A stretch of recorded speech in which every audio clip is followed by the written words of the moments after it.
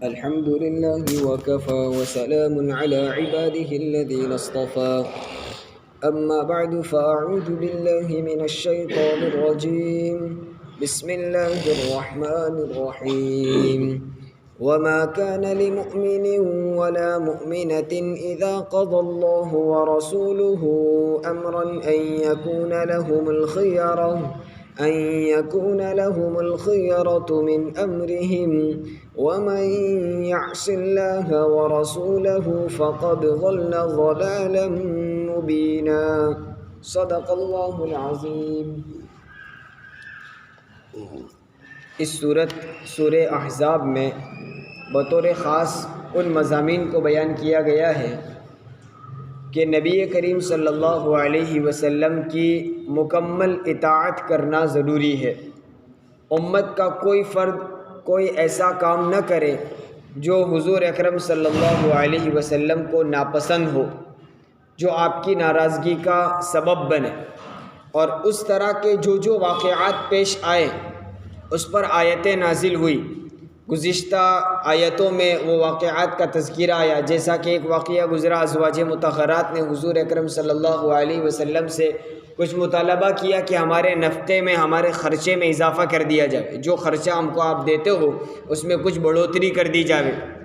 تو اس پر بھی آیتیں نازل ہوئی کہ زوجہ رسول ہونے کی وجہ سے آپ کا ایک شرف اور ایک مقام ہے، اگر آپ اس کو چاہتی ہو تو فقر و فاقہ کو برداشت کر کے حضور کی زوجیت میں نکاح میں رہو، اور اگر یہ پسند نہیں ہے تو اللہ کے رسول کے نکاح سے نکل جاؤ، لیکن تمہاری طرف سے کوئی ایسا فعل نہیں ہونا چاہیے جس سے حضور کو تکلیف ہو.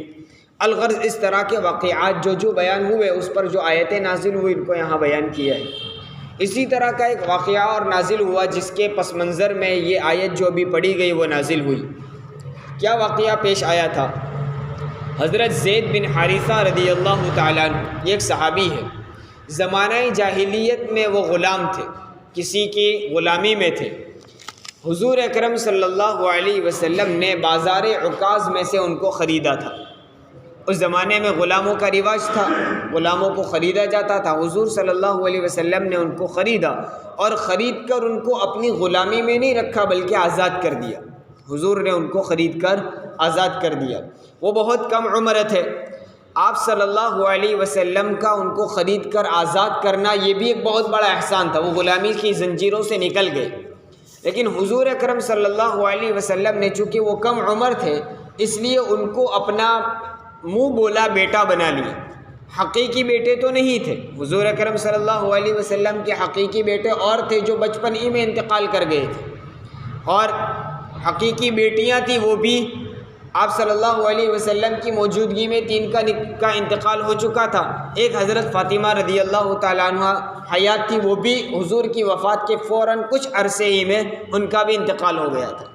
تو حضرت زید بن حارثہ رضی اللہ تعالیٰ عنہ آپ کے حقیقی بیٹے نہیں تھے، خونی رشتہ نہیں تھا، لیکن حضور نے ان کو اپنا لے پالک بنا لیا تھا، منہ بولا بیٹا بنا لیا تھا.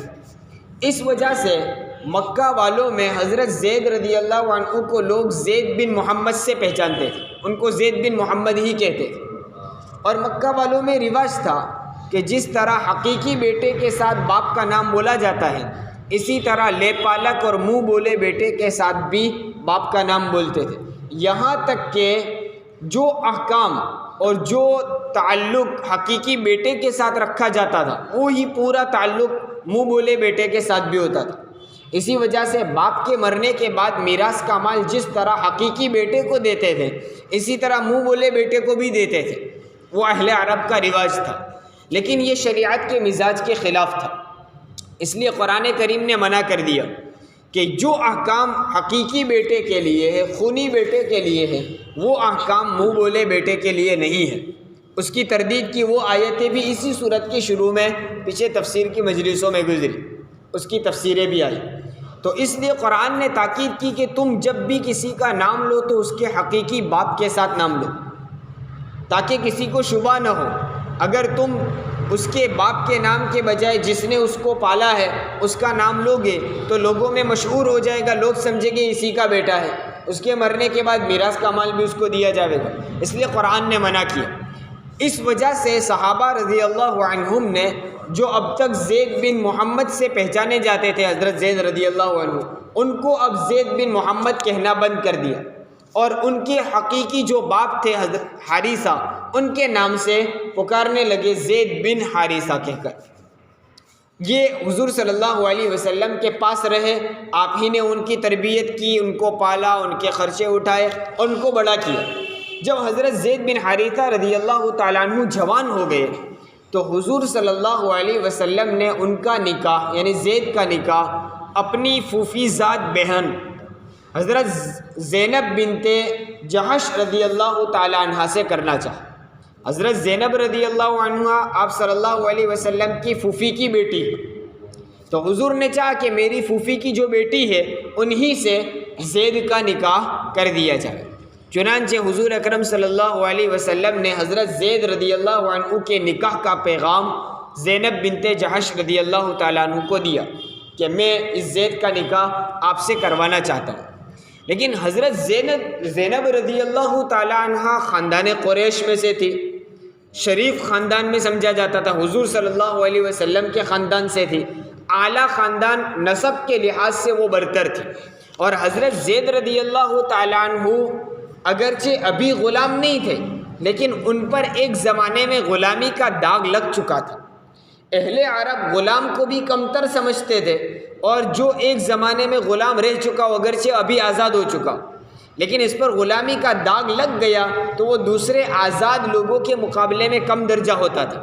اس لیے حضرت زید رضی اللہ تعالیٰ عنہ اگرچہ اس وقت آزاد تھے، حضور نے آزاد کر دیا تھا، لیکن پہلے غلام رہ چکے تھے، اور حضرت زینب رضی اللہ تعالیٰ عنہ تو پہلے سے آزاد اعلیٰ خاندان کی، نسب بھی ان کا برتر تھا، اس لیے حضرت زینب رضی اللہ تعالیٰ عنہ نے یہ رشتہ منظور نہیں کیا کہ میں زید سے نکاح نہیں کروں گی، میں خاندان کے لحاظ سے اس سے بڑی ہوں۔ آپ کے خاندان والوں نے بھی اور حضرت زینب کے بھائی حضرت عبداللہ بن جحش رضی اللہ عنہ نے بھی اس رشتے کو نامنظور کر دیا، رد کر دیا کہ ہم زید سے اپنی بہن کا نکاح نہیں کروائیں گے، ہماری بہن خاندانی عورت ہے، بڑے اعلیٰ نسب سے تعلق رکھتی ہے، ایسے اس آدمی سے جو ایک زمانے میں غلام رہ چکا، ایسے شخص سے میں نکاح کرواؤں؟ حضرت عبداللہ بن جحش نے بھی منع کر دیا۔ الغرض ان کے منع کرنے کی وجہ سے یہ آیت نازل ہوئی جو ابھی آپ کے سامنے تلاوت کی گئی۔ اس آیت میں کیا بیان کیا ہے کہ جب اللہ اور اس کے رسول تمہارے متعلق کسی بات کا فیصلہ کر دے، تم کو لازمی اور واجبی طور پر تاکید کے ساتھ حکم دے دے، تو اس کے بعد کسی بھی مومن مرد اور کسی بھی مومنہ عورت کے لیے اس بات کا ہرگز حق نہیں ہے کہ وہ اپنے اختیار سے کوئی کام کرے۔ جن جن معاملات میں اللہ اور اس کے رسول نے تاکید کے ساتھ حکم دے دیا، وہاں نفس چاہے یا نہ چاہے بہر صورت اطاعت کرنا ضروری ہے۔ یہ ایک واقعے کے پس منظر میں حضرت زینب رضی اللہ تعالیٰ عنہ کو گویا تاکید کی گئی کہ تم یہ چاہتی ہو کہ میں زید سے نکاح نہ کروں، حالانکہ اللہ کے رسول تمہیں حکم دے رہے کہ تم ان سے نکاح کر لو، تو اللہ کے رسول کا حکم آ جانے کے بعد تمہیں اپنا اختیار چھوڑ دینا چاہیے، اور تمہارے لیے ضروری ہے کہ حضور صلی اللہ علیہ وسلم جس بات کا حکم دے رہے ہیں وہ پورا کرو، یعنی زید سے نکاح کر لیا جاوے۔ یہ آیت کریمہ میں حکم دیا ہے۔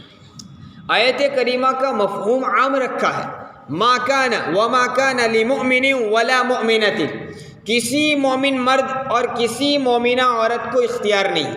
یہاں یوں نہیں کہا کہ زینب کو اور ان کے بھائی عبداللہ بن جحش کو اختیار نہیں ہے کہ حضور نے حکم دے دیا اس کے باوجود اپنی مرضی چلائے، دو کا نام نہیں لیا بلکہ عام حکم رکھا۔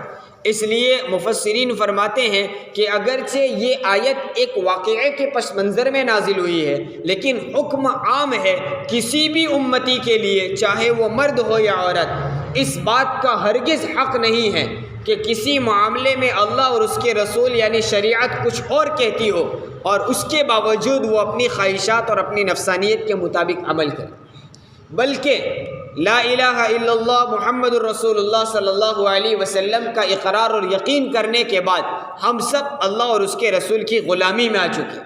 غلام کو اختیار نہیں ہوتا اپنی مرضی سے کام کرے، اپنا آقا اور سیٹھ جو حکم دے بس اسی کو بجا لائے۔ اس لیے ہماری بھی ذمہ داری ہوگی زندگی کے ہر شعبے میں، صبح اٹھنے سے لے کر شام سونے تک، اور زندگی کی سانس کی پہلے سانس سے لے کر آخری سانس تک ہر کام، ہر عمل، ہر بات ہمیں شریعت کے دائرے میں رہتے ہوئے کرنا ضروری ہے۔ جن چیزوں میں حکم تاکید کے ساتھ دے دیا یعنی کرنا ضروری ہے، واجب کر دیا ہے، اس کو تو کرنا ہی ہے۔ اس لیے فرمایا وَمَا كَانَ لِمُؤْمِنٍ وَلَا مُؤْمِنَةٍ إِذَا قَضَى اللَّهُ وَرَسُولُهُ أَمْرًا أَن يَكُونَ لَهُمُ الْخِيَرَةُ، جب اللہ اور اس کے رسول کسی بات کا فیصلہ کر دے تو کسی مومن مرد اور کسی مومن عورت کے لیے اس بات کا اختیار نہیں ہے، اس بات کی گنجائش نہیں ہے کہ وہ اپنے معاملے میں کوئی اختیار رکھے۔ اب مومن مرد اور مومن عورت کو کوئی اختیار نہیں ہے۔ یہاں ایک بات سمجھنی چاہیے کہ نبی کریم صلی اللہ علیہ وسلم کا جو حکم آپ کی طرف سے جو تعلیمات دی جاوے وہ یا تو دینی لحاظ سے ہوگی یا دنیاوی لحاظ سے، کوئی دینی معاملات میں ہوگی یا دنیا کے معاملے میں کوئی مشورہ ہوگا، کوئی حکم ہوگا۔ جہاں جہاں حضور صلی اللہ علیہ وسلم دینی امور میں کوئی حکم دے اس کو بجا لانا تو بہر صورت ضروری ہی ہے۔ ہاں دینی امور میں کبھی ایسا ہوگا کہ حضور تاکید کریں گے یہ کرنا ضروری ہے تو وہ تو امت کو کرنا ہی ہوگا، اور کبھی ایسا ہوتا ہے کہ حضور تاکید نہیں فرماتے، یعنی یہ نہیں کہتے کہ کرنا ضروری ہے، بس یوں فرماتے کہ کر لو، تو اس کو کہتے مستحب۔ اس کو بھی امت کو چاہیے کہ ان چیزوں پر بھی عمل کرے۔ ہاں اگر نہیں کیا تو گنہگار نہیں ہوگا، کیونکہ حضور نے یہ نہیں کرنا کہا ہے کہ کرنا ضروری ہے، جو جن چیزوں کا مستحب کہتے ہیں، اس لیے اس کے چھوڑنے میں گناہ نہیں ہے، لیکن حضور سے عشق اور محبت کا تقاضا ہے کہ اس کو بھی کرنا چاہیے۔ تو دینی امور میں جو چیزیں، جن چیزوں کا حکم اللہ کے رسول دے اس پر عمل کرنا۔ اور اگر دنیاوی معاملات میں ہو تو دنیاوی معاملات میں بھی اگر اللہ کے رسول صلی اللہ علیہ وسلم تاکید کے ساتھ کہہ دے کہ آپ کو یہ کرنا ہی ہے تو اب امت کو کوئی چنو چیرا کی اجازت نہیں، وہ کرنا ضروری ہو جاتا ہے۔ اور اگر تاکید نہیں فرمائی، صرف مشورہ دیا، صرف رائے دی، تو ایسی صورت میں امت کے لیے عمل کرنا واجب نہیں ہے۔ اگر دنیاوی امور کے لحاظ سے وہ رائے مفید ہو تو اس پر عمل کر لے، ورنہ اپنے اختیار سے بھی عمل کر سکتا ہے۔ جیسے تجارت کے اللہ کے رسول صلی اللہ علیہ وسلم مبعوث ہوئے ہیں دنیا سکھلانے کے لیے نہیں، دین سکھلانے کے لیے۔ اس لیے دنیاوی معاملات میں مثلا تجارت ہے تو کوئی ایک آدمی کا کاروبار ہے تو ہم آپس میں کبھی ڈسکس کرتے ہیں، بات چیت کرتے ہیں، تو ایک دوسرے اس کو رائے بھی دیتے ہیں کہ تیرے فلاں کاروبار میں تو یوں کر تو شاید فائدہ ہو، تو یہ ایک دنیاوی معاملات ہے۔ ایسی چیزوں میں اگر اللہ کے رسول صلی اللہ علیہ وسلم نے کوئی رائے دی ہے اور اس کاروبار کا کرنے والا زیادہ تجربہ کار ہے، اس کو سمجھ میں آتا ہے کہ نہیں میں جو کہتا ہوں اس طرح عمل کرنا چاہیے، تو وہ کر سکتا ہے۔ الغرض حضور صلی اللہ علیہ وسلم نے جن باتوں کی تاکید فرما دی وہاں تو کرنا ضروری ہے، چاہے وہ دینی امور ہو یا دنیاوی امور ہو۔ اس وجہ سے آیت کریمہ میں تاکید کی گئی کہ مومن مرد اور مومن عورت کو کسی بات کا اختیار نہیں رہ جاتا جب اللہ اور اس کے رسول کی طرف سے کوئی فیصلہ آ جائے، اور یہ حکم عام ہے۔ اس لیے ہم سب کے لیے بھی ضروری ہے کہ ہم اسی طرح اپنی زندگی کو بنائیں جس طرح شریعت نے تعلیم دی۔ اگر نافرمانی کرتا ہے تو کیا ہوگا؟ وَمَن يَعْصِ اللَّهَ وَرَسُولَهُ، جس شخص نے اللہ اور اس کے رسول کی نافرمانی کی، قرآن کہتا ہے فَقَدْ ضَلَّ ضَلَالًا مُبِينًا، وہ کھلی ہوئی گمراہی میں۔ چاہے ہماری عقل کہتی ہو کہ ہم کامیاب ہیں، لیکن شریعت کہتی ہے کہ تم اس پر عمل مت کرو، اس کے باوجود اگر ہم اس کو کامیابی سمجھتے ہوئے کرتے ہیں تو وہ ہمارا وہم اور ہمارا گمان ہے۔ قرآن کہتا ہے یہ کھلی ہوئی گمراہی ہے۔ اس لیے شریعت کی تعلیمات کے مطابق زندگی گزارنے میں کامیابی ہے۔ اور اگر کوئی آدمی اپنی عقل سے سوچتا ہے کہ میں جو کر رہا ہوں وہ صحیح ہے چاہے شریعت کچھ بھی کہتی ہو، تو وہ اس کی عقل، اس کا گمان ہے، اس کی غلط فہمی ہے، ورنہ حقیقت میں وہ گمراہی میں، ناکامی میں ہے۔ اب ایک مسئلہ یہاں یہ بھی سمجھ لو، حضرت زینب رضی اللہ تعالیٰ عنہ اور ان کے بھائی عبداللہ بن جہش رضی اللہ عنہ اور ان کے خاندان والوں نے جو رشتہ منظور نہ کیا، آیت کریمہ کے نازل ہونے کے بعد تو فوراً انہوں نے بات مان لی، اور حضرت زینب رضی اللہ تعالیٰ عنہ نے بھی ہاں کر دی کہ میں راضی ہوں حضرت زید سے نکاح کرنے کے لیے، اور حضرت زید رضی اللہ تعالیٰ عنہ کا نکاح حضرت زینب بنت جہش رضی اللہ عنہ سے ہو بھی گیا۔ آیت کے بعد تو انہوں نے تسلیم کر لیا۔ آیت آنے سے پہلے جو انہوں نے انکار کیا تھا وہ بھی غلط نہیں تھا، وہ بھی غلط نہیں تھا، اس لیے کہ انہوں نے جن باتوں کو مد نظر رکھا وہ خود شریعت میں مطلوب ہے۔ دیکھیے شریعت مطہرہ میں مرد و عورت کا نکاح کرنے کے لیے شریعت خود تعلیم دیتی ہے کہ دونوں میں برابری ہونی چاہیے، دونوں میں، اس کو کفاءت کہتے ہیں۔ اور یہ برابری کا حق عورت کو دیا ہے کہ عورت اگر اعلیٰ خاندان سے ہے، مالدار گھرانے سے ہیں، اچھے نسب سے ہیں، اگر اس کا نکاح کسی ایسے مرد سے کر دیا جاوے جو غریب فقیر ہے، یا خاندان میں اس کا درجہ بہت ادنا ہے، یا بہت گھٹیا خاندان سے ہے، تو ایسی صورت میں اگر عورت کا نکاح اس مرد سے کر دیں گے تو آپس میں جوڑ پیدا نہیں ہوگا، آپس میں تعلق قائم نہیں رہے گا۔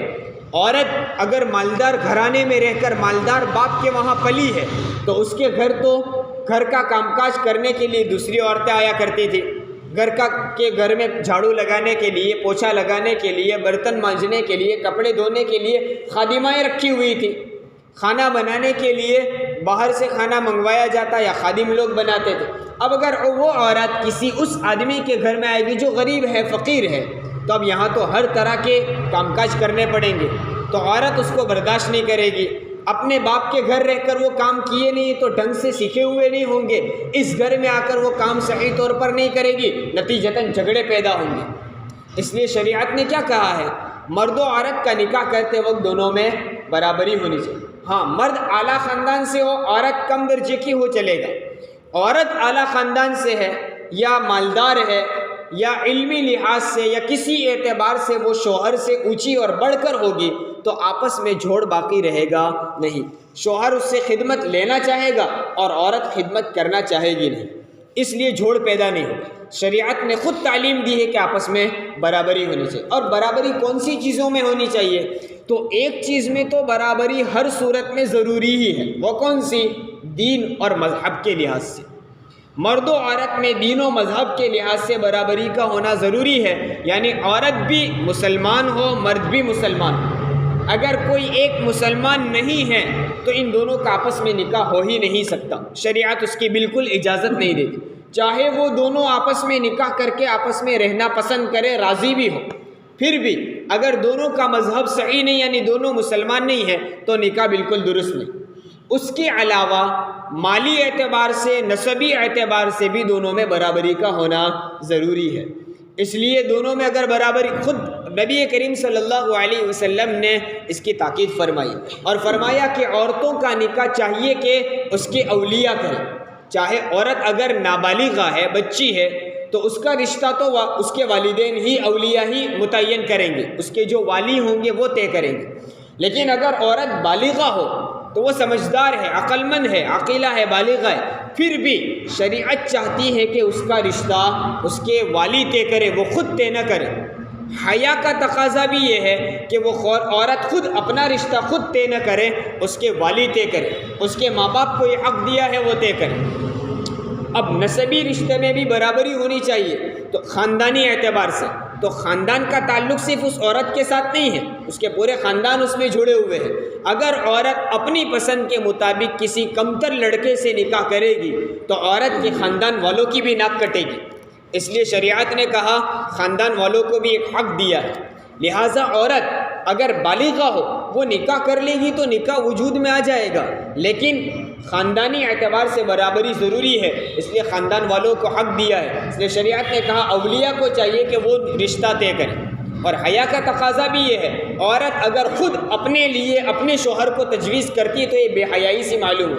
ہاں، اگر کوئی شوہر ایسا باکمال ہو اور عورت خود اس کو پسند کر لے کہ میں اس سے نکاح کرنا چاہوں گا، اور اس شوہر میں بھی ایسے کمال واقعتاً موجود ہو، تو پھر وہ بے شرمی نہیں، جیسا کہ حضرت خدیجۃ الکبریٰ رضی اللہ تعالی عنہا نے خود اپنے لیے اپنے نکاح کا پیغام خود سے حضور صلی اللہ علیہ وسلم کو دیا۔